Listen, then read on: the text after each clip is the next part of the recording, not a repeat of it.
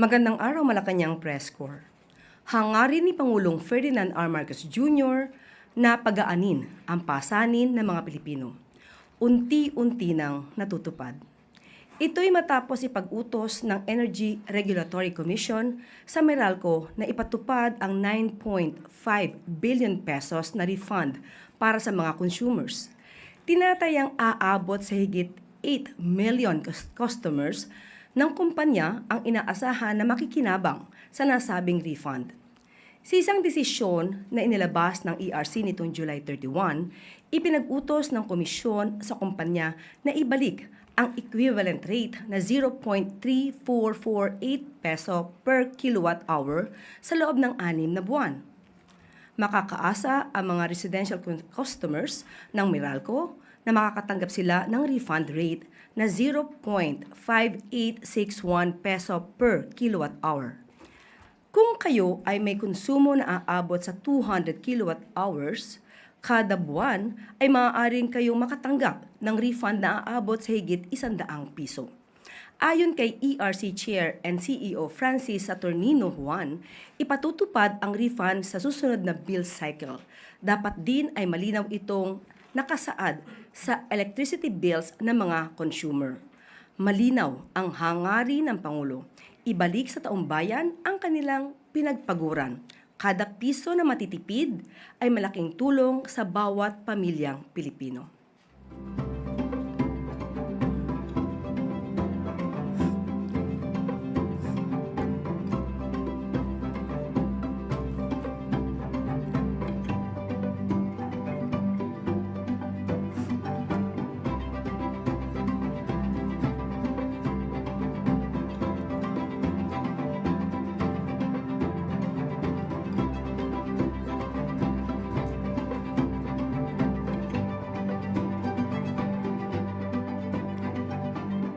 Sa kanyang katatapos lamang na SONA, inihayag ni Pangulong Marcos Jr. na kanyang mithiin na pagaanin ang pasanin ng taxpayers. Ito'y sa pamamagitan ng pagpapalawak sa tax exemption at pag-exempt sa mga maliliit na negosyo sa pagbabayad ng minimum corporate income tax. Bilang tugon, nagpahayag ng suporta ang Bureau of Internal Revenue sa isinusulong na tax reform agenda ng Pangulo. Ayon kay BIR Commissioner Charlito Mendoza, handa ang kawanihan na ipatupad ang mga hakbang na maaaring aprubahan ng Kongreso. Tiniyak ng Commissioner na patuloy lang ang mga taxpayer-centric measures ng BIR para gawing mas epektibo ang pagkolekta ng buwis. Kabilang dito ang pag-simplify ng compliance at pagpapabuti ng serbisyo para sa taxpayers.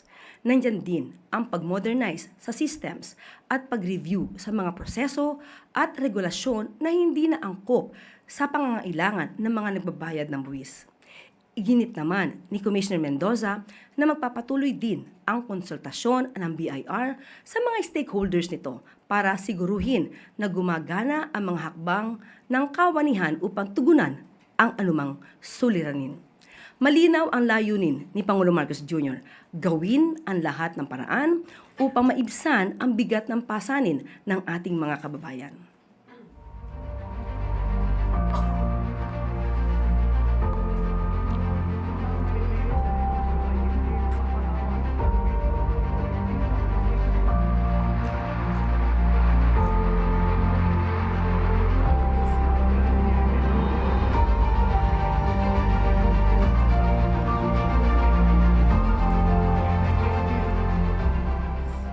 At maaari na po akong tumanggap ng inyong mga katanungan. Unang tanong mula kay Allen Limos, The Manila Times. Hello po. Good morning po, Yusek. After the Philippines submitted the official nautical chart of Bajo de Masinloc at the UN Secretary, China over the weekend po released a statement condemning the PH baseline of territories, saying that the Philippines violated the UNCLOS po. Now, I understand that the President previously said na ang approach po natin dito is diplomatic and legal. Now, will we still push for this kind of approach given that even China itself doesn't recognize this legality po? Tayo lamang, ang Pangulo at ang administrasyon ay tumutupad kung ano ang sinasabi ng ating batas. kung ano ang sinasabi ng UNCLOS at kung ano ang nasabi na sa arbitral ruling. Hindi tayo lalagpas dyan, hindi tayo mang-aangkin ng teritoryo ng anumang karapatan ng iba. Ang ipinaglalaban lang ng ating pamahalaan ay kung ano ang nasa atin, kung ano ang sinasabi ng batas, kung ano ang sinasabi ng arbitral ruling at ng UNCLOS. Shifting gears lang din po, a separate question po. Yung sa Alliance of Health Workers po, they released a statement saying that the President did not provide them their legal benefits po. I think it was 7,000 pesos of delayed benefits and performance-based bonuses po, delayed po since 2021. Ano po yung reaction po natin dito? Bakit po siya na-delay? Okay, noong 2021, of course, hindi pa po ito sakop ni Pangulo Marcos Jr. Pero sa ngayon po, ito po ay inaayos po at may issue lamang po ng kaunti sa COA na kung saan ang DOH po ngayon ay nagpadala na po ng sulat sa DBM para sa mga clarification patungkol sa issues. Dahil nandoon po ang mga issue tungkol sa mga yung medical allowance involving the verification ng disbursement modes tulad ng direct HMO provider engagement or cash reimbursement, eligibility coverage or documentary attachments. So ito yung mga issues na kinakailangang marisolba. Pero sa mga kababayan po natin na kayo naman po talaga ay benepisyaryo, makakaasa po kayo at inaayos lamang po ang mga issues para liwanagin po ito sa DBM. So wala pa pong specific date kung kailan po ma-release? Wala pa po dahil sa ngayon po ay kinaklarify po lahat ng mga issues na ibinato po rin ng COA. Okay. Sunod na tanong mula kay Tristan Nadalo, Newswatch Plus. Hi, Yusek. Good morning po. Si Defense Secretary Gibo Teodoro said elected officials who side with China's position on the West Philippine Sea should consider resigning because they swore to uphold the Constitution, Philippine laws, and the country's 2016 arbitral victory. And then you have Davao lawmaker Pulong Duterte accusing Teodoro of demonizing China and acting as if he were imposing a loyalty test. So for Malacanang po, does Malacanang view or echo the call of Secretary Teodoro for pro-Beijing officials to disclose their allegiance and resign eventually? Sinabi niya talaga yon. Ang sabi po niya sa press, sa kanyang kapihan sa Of Manila. course, first, about loyalty test. Pangalawa, ano yung pinakahuling sinabi niya? Ang sabi po ni demonizing China. And then, yung pinakadulo. Sabi po ni Davao lawmaker Duterte, acting as if he were imposing a loyalty test.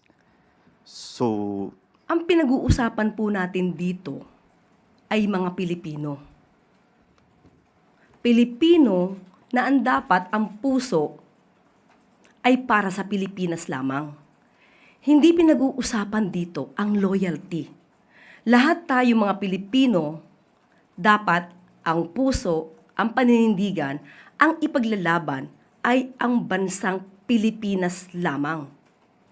So kung kay Congressman Pulong Duterte ay pinag-uusapan ang loyalty ng Pilipinas, or rather ng mga Pilipino sa Pilipinas, lubhang katakataka. Very alarming para si isang katulad niya na mambabatas na lubhang para nagpapakita na ang kanyang loyalty ay hindi solido sa Pilipinas. So wala tayong nakikita na mali. No? Ang Pangulo, ang administrasyon ay wala nakikita na mali sa tinuran ni Secretary Gibo Teodoro. Ito ay pagpapakita ng pagmamahal sa ating bansa. Ang sabi nga ng Pangulo, pagdating sa pagpaprotekta sa ating interes, kahit anuman ang ating kulay, kahit magkakaiba ang pananaw sa ibang issues, pero ang patungkol sa pagmamahal sa bansa, hindi ito pinag-uusapan. Huwag nating ang mga issues patungkol sa maging magandang relasyon sa bansang China ay iba sa issue ng pagprotekta sa ating interes. Totoo na meron tayong magandang relasyon sa China patungkol sa trade, investment, negosyo. Hindi yan usapin. So hindi pwedeng pagsamahin ang pagninegosyo, magandang relasyon sa China, sa pagpoprotekta sa interes ng Pilipinas. So ano po ang mensahe niyo, ma'am, to elected officials who might be echoing China's narrative as observed by defense officials? Mas maganda po siguro talaga kung kayo po ay nagpapakita ng katulad ng pananaw ni Congressman Pulong Duterte. Mas magandang lumatad na sila para makita natin kung sino ba talaga ang totoong nagmamahal sa bansang Pilipinas. Follow-up, still on China, ma'am. Over the weekend, nilabas po ng China yung implementing rules for its nature reserve in Scarborough Shoal because last year, or in recent months, naglabas po sila ng white paper on Scarborough Shoal. The rules indicate establishing routine patrols, legal penalties for violators, and requiring prior approval before activities are allowed into the nature reserve. How concerning is this for the Philippine government? Batas nila yan, pero meron tayong sariling batas. Batas natin na pwede ning ipatupad. At ang batas natin ay naaayon sa UNCLOS, sa sarili nating batas, sa sarili nating pagkilala, pati na rin ang arbitral ruling. So wala tayong nilalabag na anumang batas at wala tayong inaangking anumang teritoryo. Sunod na tanong mula kay Alvin Baltasar, Radyo Pilipinas. Yusek, magandang umaga po. Yusek, does Malacanang share the same legal view na based on labor law, walang korte ang pwedeng maglabas ng, halimbawa, TRO, temporary restraining order, again sa mga naging decision ng wage board gaya ng regional, tripartite wages and productivity board? Sa ngayon po ay meron na pong ginagawa po na dokumento at pagtutol. Although of course, ginagalang natin ang lahat ng korte, pero ang pamahalaan, ang administrasyon ay meron naman din pong karapatan na ihayag kung ano ang nararapat para sa ating mga kababayan at sa ating mga manggagawa. Lumalabas po kasi na ang dapat na naging remedyo ng sino man na sanang may concern dito ay nagsampa ng apila sa sa Regional Tripartite Wages and Productivity Board, no, ipa-file ito ng apila at hindi sana sa korte.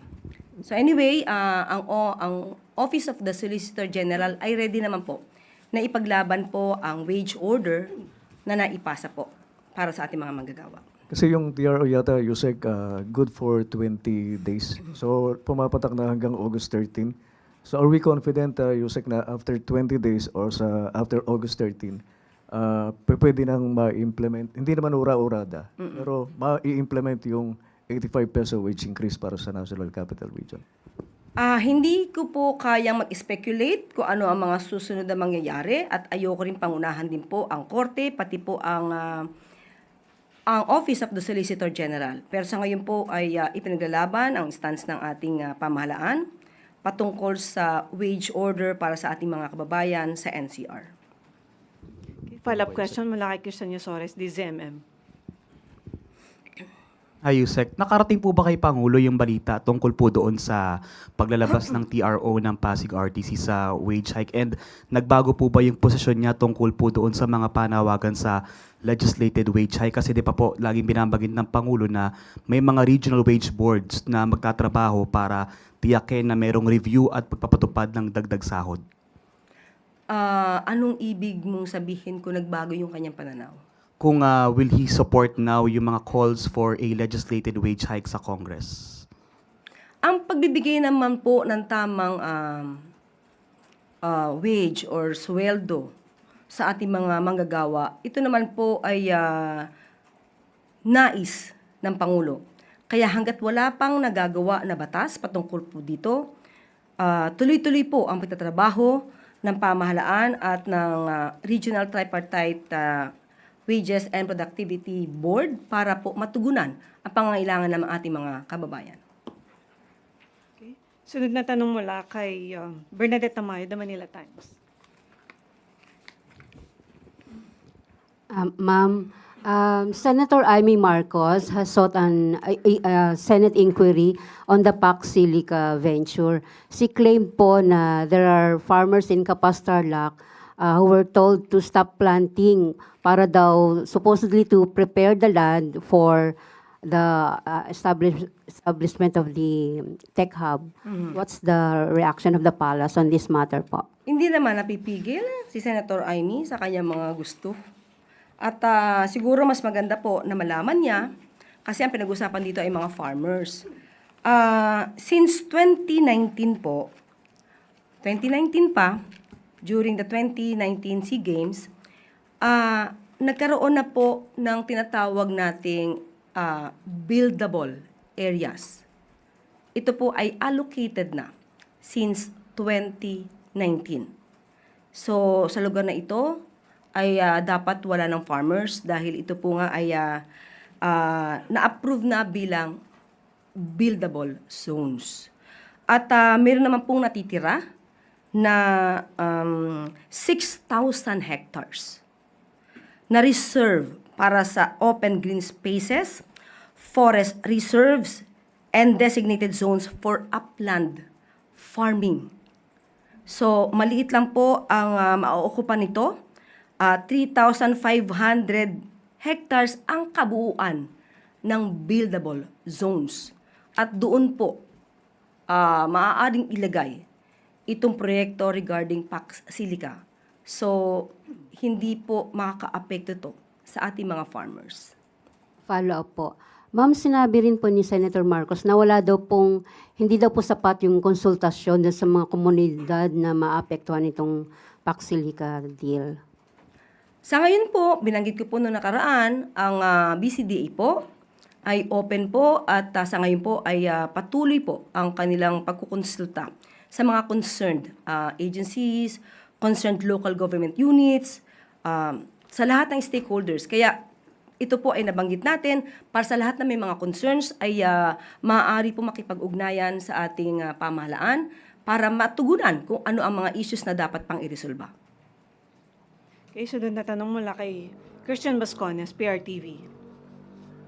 Yusek, lumalabas po yung mga spekulasyon dahil raw nagkaroon ng professional working relationship between DPWH Secretary Vince Dizon at Senator Alan Peter Cayetano sa nakarang administrasyon at pareho rin silang na-involved doon sa investigasyon ng mga issue kaugnay ng 2019 SEA Games na kalaunay na dismiss din yung kaso. Paano po tinitiyak ng Pangulong Marcos Jr. na mananatili ang tiwala ng publiko sa integridad at fairness ng beripikasyong isinasagawa ng DPWH sa mga alegasyon ni Senator Ping Lacson hinggil sa umano'y maanwalyang flood control projects sa Taguig? Ang sabi naman po ni DPWH Secretary Vince Dizon, siya ay makikipagtulungan sa lahat ng pag-iimbestiga na gagawin sa Taguig City. Hindi lang naman sa Taguig City, sa lahat ng kapulungan, sa lahat ng lugar sa Pilipinas na maaaring mayroong mga maanumalyang infrastructure projects or mga flood control projects. So, makakaasa po tayo. Ito naman po din ay siniguro ni Secretary Vince Dizon. Pangalan niya po ang nakataya dito. Hindi ang pagkakaibigan, hindi yung dati nilang pagiging magkaalyado, integridad ng pamahalaan, integridad ni Secretary Vince Dizon ang nakataya rito. Follow-up ko po doon. During past interview, sinabi ni Secretary Dizon na walang natukoy po ang ICI na maanumalyang flood control projects o anumang infrastructure projects sa Taguig. Sa investigasyon nito, sa mahigit 400 projects. Pero sa mga bagong aligasyon ni Senator Lacson, how do we justify na sapat ang naging investigasyon ng komisyon? Sa bago niyang pahayag, kontrolado raw kasi ni Senator Cayetano ang DPWH sa Taguig, ma'am. Kaya nga mas maganda na mas malalim na pag-iimbestiga ang gawin para malaman kung anong totoo. Kung wala namang ghost projects, walang dapat katakutan. Pero kung meron, ay dapat panagutan. Thank you, ma'am. Sunod na tanong mula kay Rafi Ayang, Daily Tribune. Good morning. Good afternoon, ma'am. Ma'am, sa report ng Climate Conflict Action Asia, umabot na daw sa 235 deaths from January to July 28 na yung may kinalaman sa BARM elections. So ano po ang marching order ng palasyo sa PNP at AFP? At dahil gano'n na po kadami ang mga namatay dahil sa election-related incidents. And ano po yung, balak po bang magdagdag ng AFP at PNP personnel doon? Meron na po ba tayong nakuha na validated na records so far? Meron na po ba? As per report lang po ito ng climate conflict. Okay. Okay, ang unang-una po ang nais ng Pangulo, ang order ng Pangulo ay maging mapayapa, ligtas at magkaroon ng malayang halalan sa BARM. Sa ngayon po, ayon po sa PNP, maganda naman din po na sila ay nabibigyan ng ganitong klase mga impormasyon, pero ito po ay kanilang ibeberipika. At ito po ang gagawin ayon sa PNP.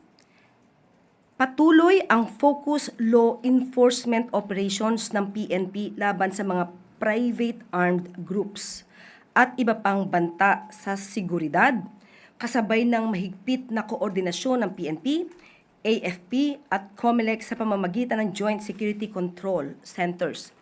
Pinalalakas din ang intelligence gathering, community engagement at mahigpit na pagpapatupad ng political neutrality ng lahat ng security personnel. Sa ngayon, mayroong 8,299 PNP personnel ang nakadeploy para sa election security sa BARM.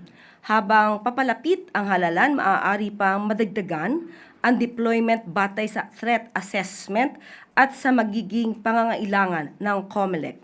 Katuwang ng PNP ang AFP at Philippine Coast Guard sa pagpapatibay ng seguridad, lalo sa mga election areas of concern na tinukoy ng COMELEC upang matiyak ang ligtas, mapayapa at maayos na pagsasagawa ng halalan. Yan po ang ayon sa PNP. At ayon din naman po sa COMELEC, yung nasasabing mga issue ng violence ay hindi po election related. Personal conflicts ito ayon sa COMELEC. But anumang mangyayari, ang PNP po, ang FP, Philippine Coast Guard ay handa po para matiyak ang kapayapaan sa halalang darating. Sunod na tanong mula kay Maricel Halili, TV5. Good afternoon, Yusek. Yusek, a group of concerned citizens filed a complaint against Secretary Pujalte. Did the President learn about this? This is allegedly due to his involvement in some gambling activities. What was the reaction of the President? Kung may ganito po mga issue ay dapat lang po talagang lumabas. Kailangan po maimbestigahan at kung ano man po ang kalalabasan nito ay hahayaan po natin ang Pangulo na mag-desisyon patungkol dyan. Do you see a need, ma'am, na mag-impose ng preventive suspension against the Secretary while the investigation is ongoing? Kasama po kasi yan doon sa nire-request nila. Sa ngayon, hindi pa po na ipapaabot ng Pangulo kung mag-i-issue ng ganyan kay Secretary Pujalte. Pero tignan po natin sa mga susunod na mga oras or araw at ibibigay ko po sa inyo ang pinaka-update. But as of now, can we say that the President still trusts the Secretary? Sa ngayon po na wala pa naman pong nailalabas na anumang concrete evidence, maliban lamang po talaga kung ito talaga ay mapapatotohanan na, doon lamang po kikilos ang ating Pangulo. Sunod na tanong mula kay Alvin Baltasar, Radyo Pilipinas. Yusek, comment lang ng palas doon sa lumabas na sexual and character assassination plot against Executive Secretary Recto for the purpose of setting him up in a fabricated scandal. Kung ito'y mapapatunayan na totoo, dahil may mga witnesses, may mga taong involved na pinangalanan ang taong nag-utos sa kanila na sirain ang pagkatao ni Executive Secretary Ralph Recto. Ito ay isang karimari-marim, hindi katanggap-tanggap, hindi makatao, makasarili, power-hungry, gawaing paggawa ng intriga, pagplanta ng ebidensya. Diyan ba sila sanay? Diyan ba sila eksperto? Ito yung iniiwasan ng pamahalaan. Kaya nga meron tayong tinatawag na due process.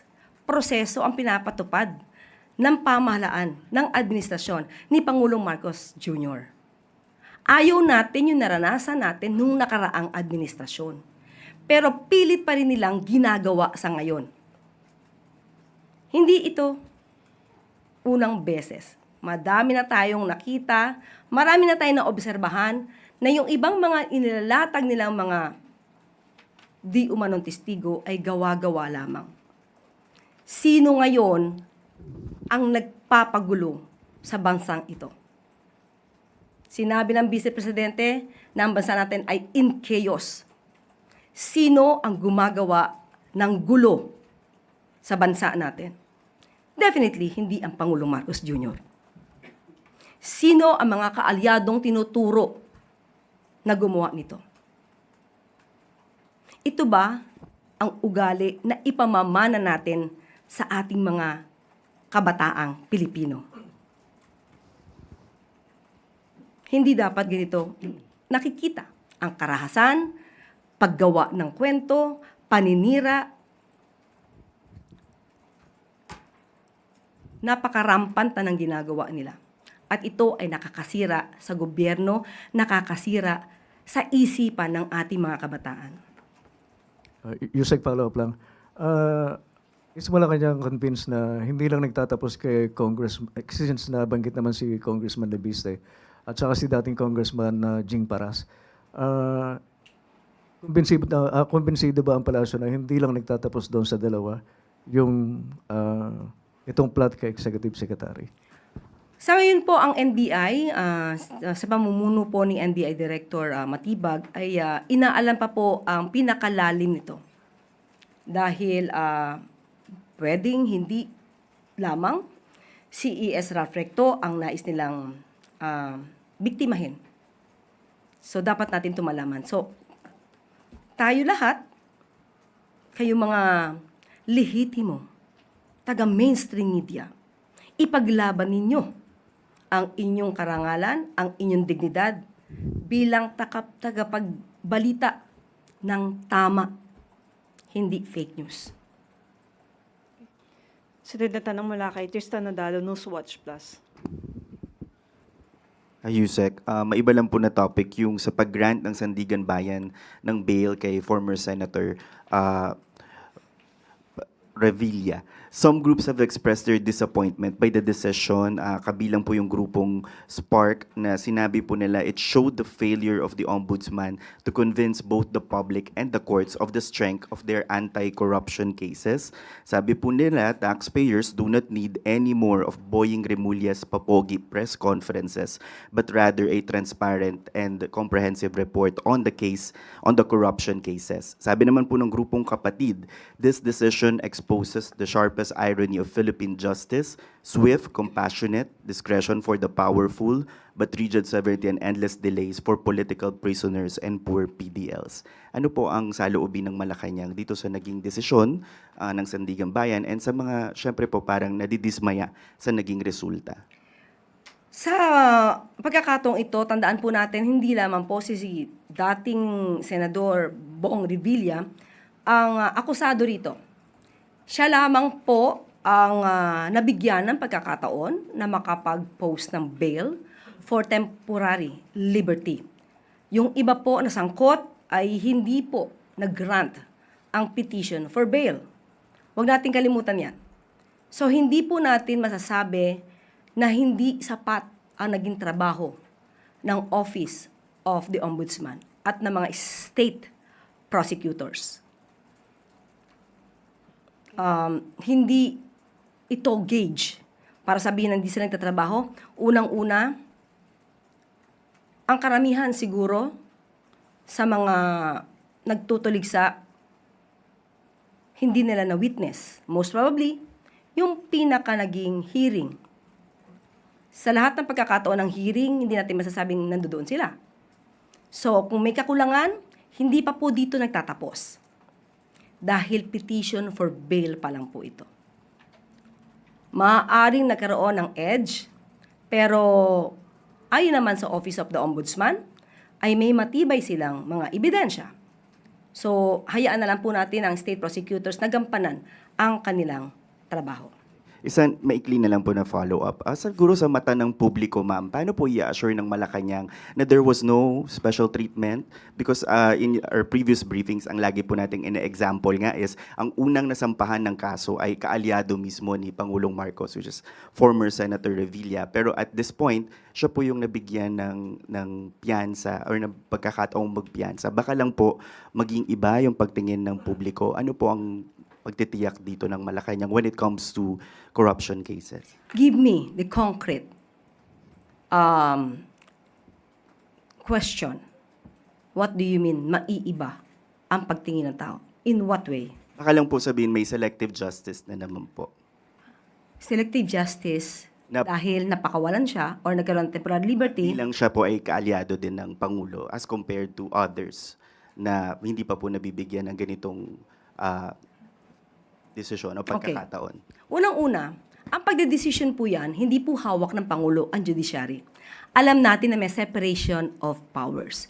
Kung yan lang din po ang iisipin ng mga kababayan natin, na bakit siya pa ang unang na nabigyan ng temporary liberty, kung yan talaga ay may katotohanan, at sasabihin natin may kamay ang Pangulo dito, hindi ba dapat hindi na lang siya sinampahan ng kaso? Pero siya yung nauna sinampahan ng kaso. So, walang logic. It doesn't follow na siya ang unang pakakawalan dahil kaalyado. E di dapat hindi na lang sinampahan ng kaso. Di ba? Follow-up question mula kay Ivan Mayrina, GMA7. Yusek, over the weekend, sinabi ni Ombudsman Remulla na hindi sila nagulat dito sa grant of bail kay dating Senador Revilla. At mukhang, to use his words, tinrabaho na mabigyan ng temporary liberty ang dating senador. And in that context, sinabi niya, it is an eye-opener that they have to fight harder against corruption. Has the Ombudsman discussed this with the President? At ano ho ang naging reaksyon ng Pangulo and what does this administration intend to do about this? Na may tinatrabaho para mabigyan ng bail ang ilang personalidad. Nadinig po natin yan at nadinig din po ng Pangulo na it's supposed to be a whole-of-government approach. Kung nagtatrabaho po ang ombudsman, nagtatrabaho ang ehekutibo na panagutin ang dapat na managot, obligasyon din po ng judiciary na maayos ang kanilang pagriresolba sa kaso. So, wala tayong alam kung nagkausap sila, but definitely hindi naman obligasyon ng Pangulo na panghimasukan ang anumang trabaho ng Office of the Ombudsman. Kasi nga, independent body sila. So, di kailangan mag-report ni Ombudsman Remulla kay Pangulo. Yes, Ivan. How does the President feel about this? Dahil definitely magkakaroon po ito ng impact sa credibility ng anti-corruption campaign ng administrasyon. Kaya nga po, ang hiling ni Ombudsman Remulla ay dapat whole-of-government approach. Hindi lang ehekutibo, hindi lamang ang legislative, hindi lang yung mga nang-uusig, pati kasama na rin po ang judiciary. Ma'am, sorry, ihabol ko na lang. I just need to clarify, is Secretary Pujalte currently under investigation already? Sa ngayon po, wala pang naibigay sa atin dahil kalalabas lamang po itong issue na ito against sa Secretary Pujalte. Thank you. Okay, sunod na tanong mula kay Ivy Reyes, Billionaire News. Yusek, former Speaker Martin's campus questioning the Ombudsman's inclusion of some of the testimonies of the Maleta boys. Sayang lang daw po ito sa oras kasi DOJ na mismo yung nagsabi na hindi naman po reliable yung testigo ng Maleta boys. Ano pong reaction ng Malacanang dito? Again, hindi po tayo makikialam, hindi makikialam ang Pangulo at ang ehekutibo sa mga prosesong ginagawa ng Ombudsman. Kung yan po rin ang tingin ni dating Speaker Romualdez na ang mga salita ng Maleta Boys ay walang saysay, walang bahid ng katotohanan, magagamit naman din po niya itong depensa. But Yusek, we're talking about state prosecutors. Is the government now legitimizing the account of the Maleta Boys? Kasi po last June, ang sabi niyo po yung Maleta Boys ay butas-butas yung kwento, walang pinanggagalingan at walang basehan. They're also facing perjury charges. So, lihitimo na po ba ngayon para sa gobyerno yung Maleta Boys? On our part, nandun pa rin po tayo na walang pinagbabasihan ang mga kwento ng Maleta Boys. Kung ano po ang nakita ng Office of the Ombudsman patungkol sa kaso ni dating Speaker Romualdez, hindi po natin yan panghihimasukan. Last question, Yusek. Partido Democratico Pilipino called the graft and plunder complaints against Senator Legarda and Congressman Leviste as acts of prostituting the Office of the Ombudsman for political prosecution of the opposition. Ano po ang reaksyon nito? Again, ang concern po dito ay ang Office of the Ombudsman. Ang nais lamang po kasi ng Pangulo ay ipatupad, galangin ang due process, ang proseso, ang batas. Kung dapat may managot, panagutin. Pero dapat nandyan ang konkretong mga ebidensya. On the part ng Ombudsman, hindi po tayo maaari makapagsalita patungkol sa kanila. Maaari naman po nila itong sagutin. At nadinig din po naman natin kay Ombudsman Remulla na sila ay nagpapatupad lamang ng kanilang mandato. Walang tanong, Malacanang Press Corps. Maraming salamat. Balik sa iyo, Yusek Claire. Bilang tugon sa pagpapatibay ni Pangulong Ferdinand R. Marcos Jr. sa mga karapatang pandagat ng Pilipinas, pinangunahan ni Philippine Ambassador at Permanent Representative to the United Nations Enrique Manalo ang paghain ng opisyal na nautical chart ng Bajo de Masinloc at mga nakapaligid na maritime zones sa UN Secretariat. Bahagi ito ng pagpapatibay ng Pilipinas sa mga karagatan ng bansa sa ilalim ng Article 16 ng 1982 United Nations Convention on the Law of the Sea o UNCLOS. Ayon sa Department of Foreign Affairs, sa pangunguna ni Secretary Tez Lazaro, pinatitibay ng hakbang na ito ang legal na katiyakan, transparency at pandaigdigang pagkilala sa lawak ng jurisdiksyon ng Pilipinas sa nasabing karagatan. Mahalaga rin ito sa pagpreserba ng opisyal na record ng mga maritime entitlement ng bansa sa harap ng epekto ng climate change at pagtaas ng level ng dagat. Isa lang ang hakbang na ito ng pamahalaan na naglalayong mapanatili sa kaisipan ng bawat Pilipino at ng buong mundo ang mga karagatan ng Pilipinas, lalong-lalo na ang West Philippine Sea. Bahagi rin ito sa matinding kampanya ni Pangulong Marcos Jr. isulong ang karapatan ng bawat Pilipino sa ating mga karagatan. Alinsunod sa hangarin ni Pangulong Ferdinand R. Marcos Jr. na maukit sa isipan ng mga kabataan ang kahalagahan ng West Philippine Sea, inilunsad ng Department of Environment and Natural Resources sa pangunguna ni Secretary Juan Miguel Cuna ang The Wonderful West Philippine Sea. Ang kauna-unahang 3-part e-book na magpapakilala sa mga kabataan sa marine biodiversity ng bansa at sa West Philippine Sea. Inilunsad ang e-book bilang bahagi ng patuloy na pagsisikap ng DENR na gawing mas madaling maunawaan at mapalapit sa mga bata ang kaalaman tungkol sa agham, pangkaragatan, pangangalaga sa kalikasan at environmental education.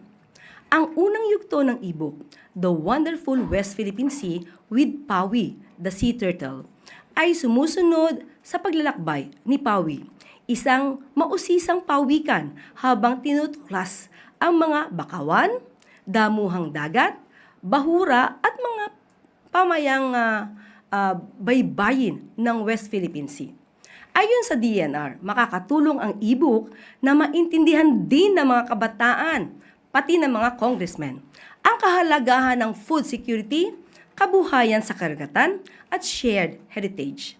At mauunawaan sa simpleng paraan ang 2016 arbitral ruling. Tampok din sa e-book ang mga gawaing pagkilala sa iba't ibang species, mga pahinang maaaring kulayan at isang pangakong pampamilya na naghihikayat ng mga simpleng hakbang para sa pangangalaga sa kalikasan. Tulad na lang ng pagbabawas ng paggamit ng single-use plastics, wastong pagtapon ng basura, pagtitipid ng tubig at pakikilahok sa mga community clean-up drive. Hindi pagtatapon ng basura sa bakuran ng ahensya. Formal na inilunsad ang publikasyon sa ginaganap na symposium na Science to Stewardship to Sovereignty, a decade of marine scientific research in the West Philippine Sea noong nakaraang buwan. Tiwala ang pamahalaan na sa ganitong paraan, maaalala ng bawat Pilipino, lalong-lalo na ang mga mambabatas at mga kabataan, na atin ang West Philippine Sea.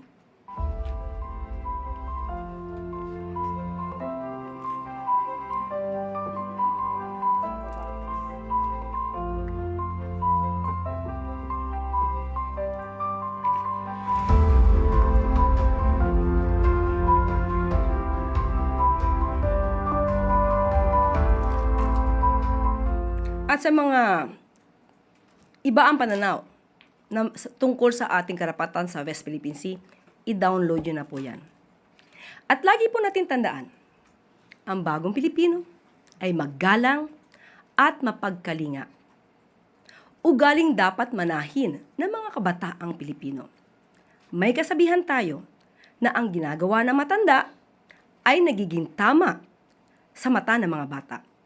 Ang nakikita mga karahasan na pinapalakpakan pa ay gagayahin ng ating mga kabataan.